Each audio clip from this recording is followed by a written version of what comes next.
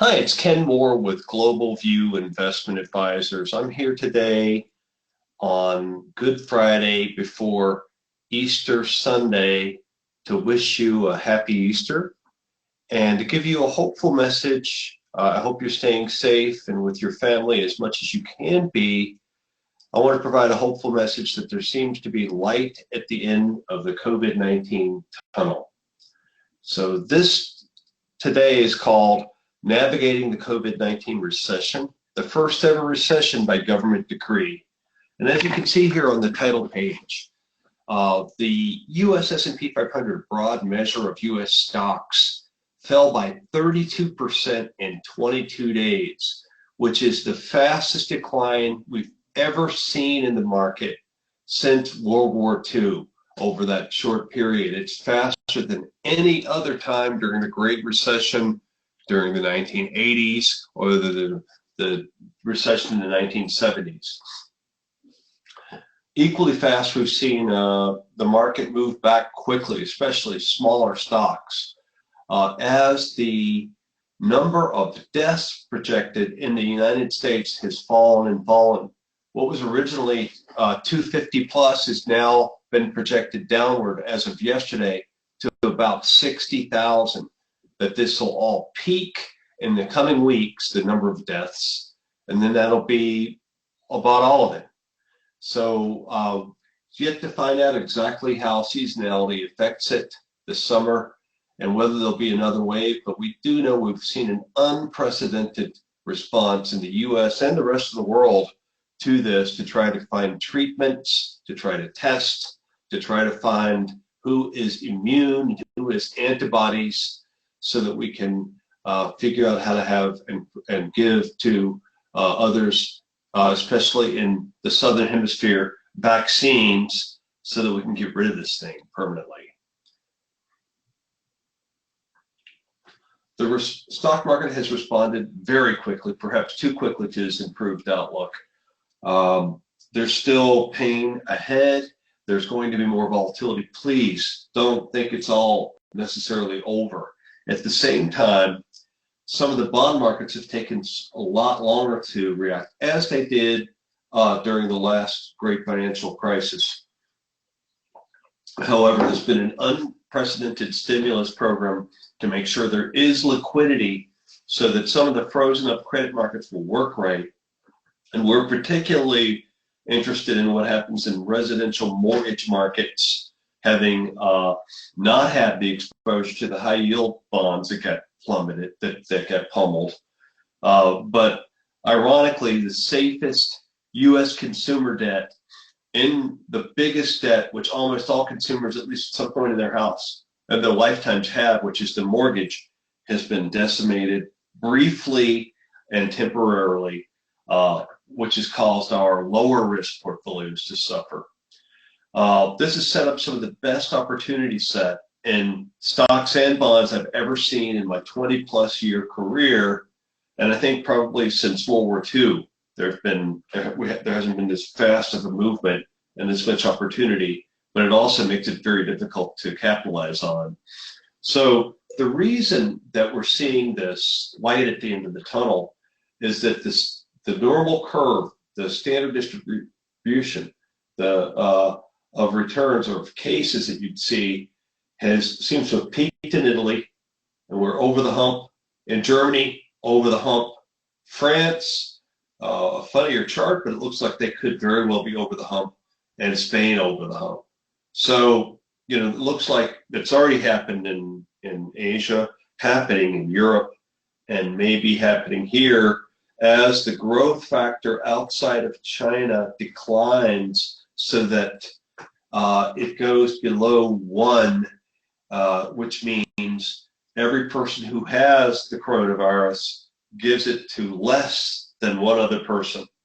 So you see that as people recover, the number of cases falls and falls and falls exponentially at some point. So the daily new deaths in the United States looks like it's close to peaking, maybe peaked, and the daily new cases in the United States may actually be over the hump. We will see in the next coming days and weeks. This has caused the leading authorities Institute for Health Metrics and Evaluation to revise downward the total number of deaths we can expect in the United States to 60,000 by August 4th, and the total number of deaths in South Carolina to about 470. And this is a substantial revision from even just a week ago, Morningstar's base case, where they had 50% odds that that total number of deaths would be 300,000, waning in May with the second wave in the fall. Their bear case assumes no treatment, there'd be 2 million. Even their bull case only projected 200,000 deaths.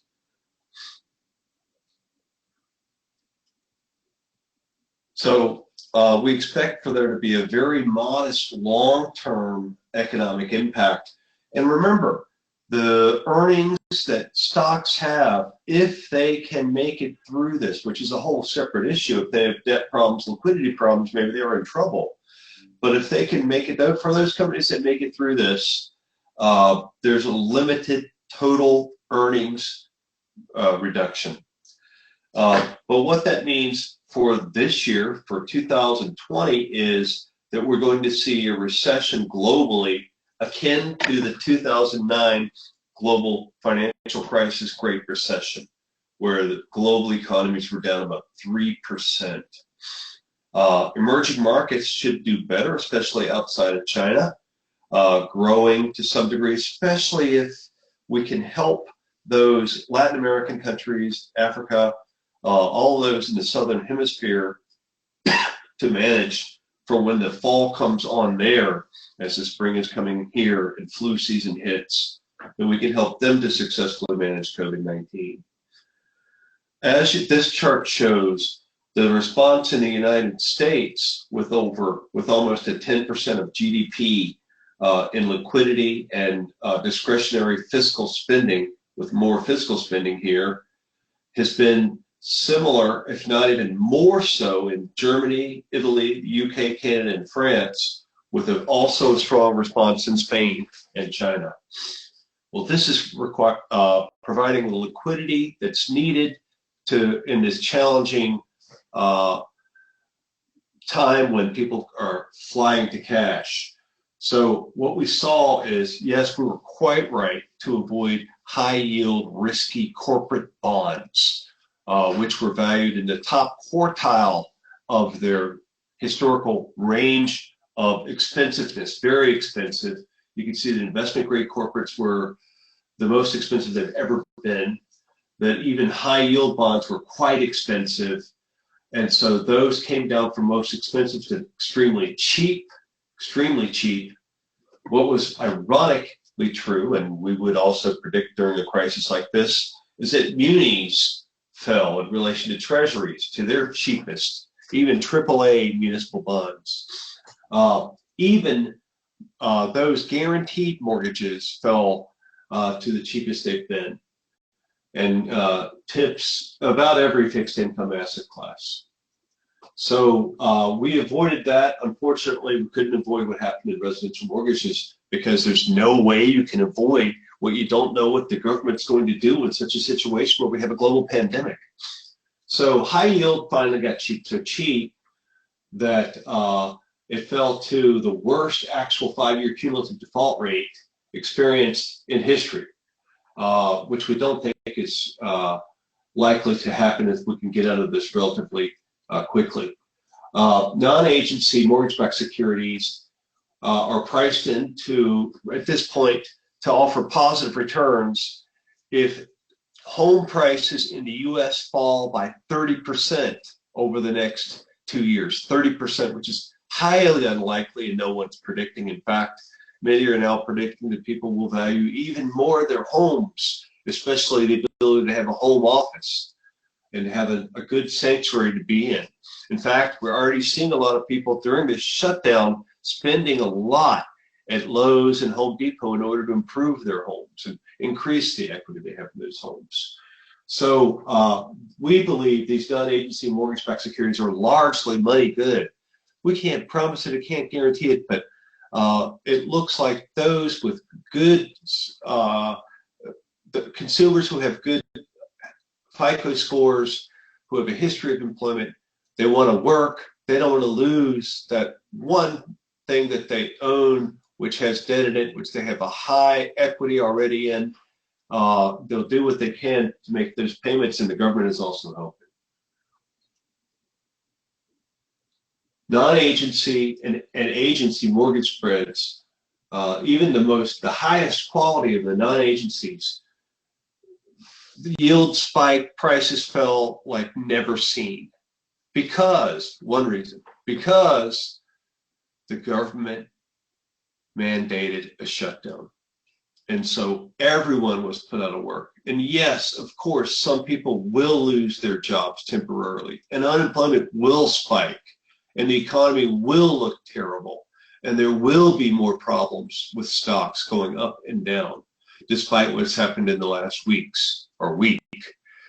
We know that's going to happen, but we believe the residential mortgages owned by the investment managers we have your money in will do well. These mortgages were formed to make sure that an economic event similar to the 1930s Great Depression didn't happen again. It's a $300 billion market. Prior to going into this crisis, we saw lower risk than the extra axis shows the total risk, lower risk and higher return than the bond index, substantially lower risk. Unfortunately, in March, when the liquidity dried up, we saw pricing for the residential mortgage-backed securities fall, so that some of those bonds were only worth 30 cents on the dollar, pricing in the Great Depression. We know, however, that the credit risk of these is low. 2/3 of total household credit is in mortgages. They're skewed towards prime borrowers. The household debt is stronger underwriting standards than we've seen in history. So it's been hard to get a mortgage. You can't do it on spec. It's nothing like 2007. It exploded. This market's exploded. The new issue residential mortgage-backed security again now over $300 billion, while the older legacy residential mortgage-backs are run off.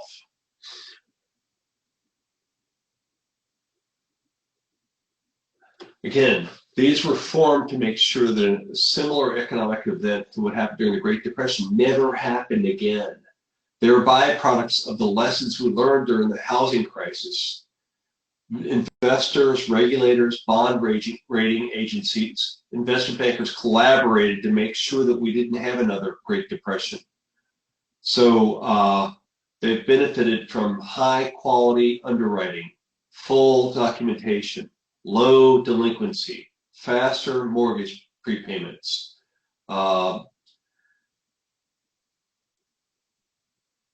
They're made to borrowers with higher credit scores, lower debt to income. They're more diligent in avoiding these risk layering. It's nothing like what happened in 2007, which we foresaw. So there are low delinquencies and defaults, high recovery rates on loans, which do because they have a high loan to value and there's a lot of collateral. The other thing that's happening is that smaller companies have been mispriced relative to large companies. It's as if everyone thought small business is going away. The only thing we're going to have is Costco and idiocracy, where only Costco and Walmart are the stores you can shop at, the local grocery stores, everything else that go away. That's not going to happen. The federal government, for the first time, this has been a very positive thing, stepped up, is offering payroll protection. So small businesses can now apply for forgivable loans to make the payroll. They're all doing this. It's billions of dollars, hundreds of billions of dollars being spent on this. Just $2 trillion fiscal stimulus. We know that these small public companies too are going to come back. Not all of them. Some of them were unsafe. Guess what? We didn't own those, or not in a meaningful way at least. In fact, now we see Grander Peak looking to buy restaurants, Texas Roadhouse, for example, one mentioned in a previous call. So we see unprecedented opportunity akin to 2000, March of 2000, where global U.S. and global small caps did very well in an environment where the larger companies struggled. Now, what does all this mean? When we come out of it, U.S. consumers are going to save more than they did in the past, a little more. They're going to save more. We're going to be in another neutral economy, not a rapidly growing economy. There will be a fast snapback, but then we'll be growing again like we were before. It's not going to be, it'll take more than this to see it grow at a higher rate. And there's also going to be a trend towards lower and lower real interest rates because these global governments have such high debt. They have to get rid of it, and the way to do that is to keep the rates they pay lower than the inflation overall, so negative real interest rates, or very close to it. So that's one of the things that we expect. It's going to make it a little more challenging for the growth stocks to do as well as they have in the past, and better for value, we believe. And also for these global small caps to be able to differentiate themselves from their competitors. So again, going forward, we favor these residential mortgage-backed special situations. In the interval funds, we love PIMCO Flexible Credit, Scion Era's Diversified Credit, maybe our two best returning opportunities in the low-risk space over the next year. And non-intervals, we like the residential mortgage backs. We're looking at closed-end funds, particularly trying to find a way to access this completely still dysfunctional collateralized loan obligation market. Another whole difficult can of worms to get into here. But within medium risk, international value advisors, FPA, Centerstone have all increased exposure to equities, picked up small caps where they could, and have taken some exposure to the mispriced bonds. For the higher risk, we still favor these excellent companies that have shown an ability to have higher margins for longer periods than their competitors in the US and around the world, and global small caps, the highest quality, but also now some of the most beaten up names through Grander Peak and also Rondor and other select investments. So thank you very much for being on the call today. Again, I'm Ken Moore, Joey, Adam, Kurt, our resident estate attorney, Christy, Amanda is also an accountant, and Aaron, our paraplanner. Thank you very much for being with us today. I look forward to seeing you soon, and happy Easter. Stay safe.